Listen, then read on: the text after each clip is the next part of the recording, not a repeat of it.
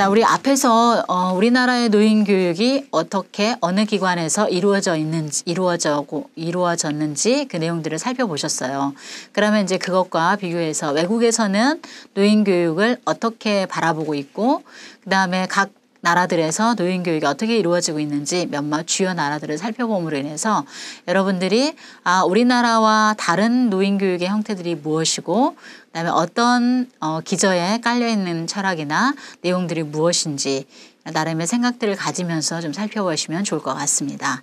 자, 외국에서의 노인 교육은 사실은 이제 고령화가 계속 급속하게 일어나고 있는데 그거는 우리나라의 문제만은 아니에요. 전 세계적으로 굉장히 중요한 사안으로 대두되고 있고, 우리나라가 굉장히 빠르게 되어 있지만 이미 다른 선진국들에서는 이미 우리가 지금 겪고 있는 이 고령화에 대해서 이미 맞이하고 있는 경우들이 굉장히 많죠.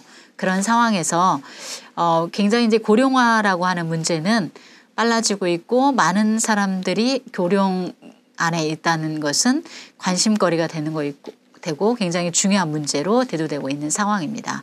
그래서 이런 상황에서 노인에게 교육 기회를 제공해 주는 것이 필요한데, 이것이 교육적인 차원에서의 문제가 아니라 여길 넘어서는 거죠. 뭐에 영향이 있다? 삶의 질 향상이라는 것에, 거기에 좀 가치를 두는 겁니다. 그래서 일반적으로 교육을 노인 교육이라고 하는 것은 그들에게 교육적인 접근을 하는 게 아니고, 거기에 넘어서서 더 많은 것들의 이들의 삶의 질 향상이라는 그런 포괄적인 가치의 문제로 접근하고 있는 것입니다. 그래서 세계의 많은 국제기구들도 고령화, 노인 교육에 대해서 다양한 의미들을 부여하고 있어요.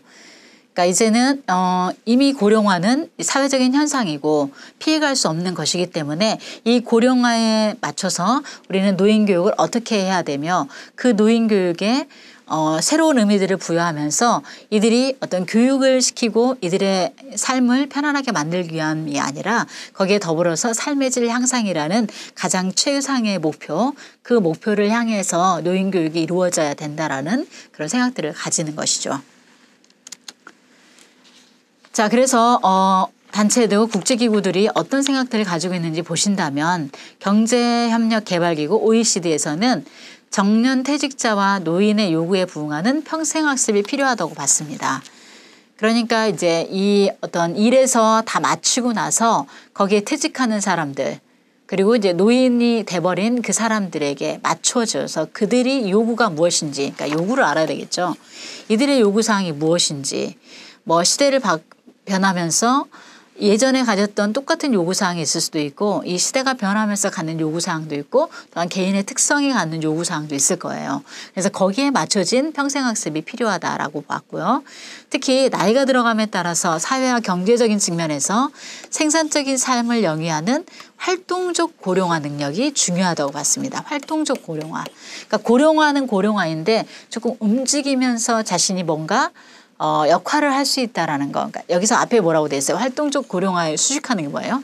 생산적인 삶을 영위하는. 그러니까 활동적 고령화를 설명하는 게 생산적인 삶을 영위해 나가는 거예요. 그러니까 내가 무엇인가 만들어내고 누구에게 도움이 되고, 이런 부분들이 생산적인 삶이라고 볼 수 있잖아요. 그냥 나이가 먹어가면서 죽음으로 치달아가는 삶이 아니고, 지금 현재의 삶에 있어서 무엇인가를 만들어내고 작용하고 이런 것 등을 얘기하는데, 그런 의미가 활동적 고령화라고 얘기할 수 있어요. 그래서 그런 부분이 굉장히 중요하다라고 얘기하고 있고요. 또한 세계보건기구에서는, WHO 세계보건기구에서는 고령화 사회의 문제 해결을 위한 지향점은 활동적 고령화라고 했어요. 자, 지금 경제협력개발기구 OECD에서도 활동적 고령화라고 얘기했죠. 뭐요? 활동적 고령화는 뭐랬죠? 아까 생산적 삶이라고 얘기했죠. 생산적 삶. 뭔가를 만들어내는 그런 생산적 삶에 대해서 얘기했는데, 그래서 활동적 고령화를 통해서 나이에 따른 삶의 질 향상, 그것과 더불어서 건강보장, 안전보장, 사회참여에 대한 기회를 체적으로 보장해야 한다고 봤습니다.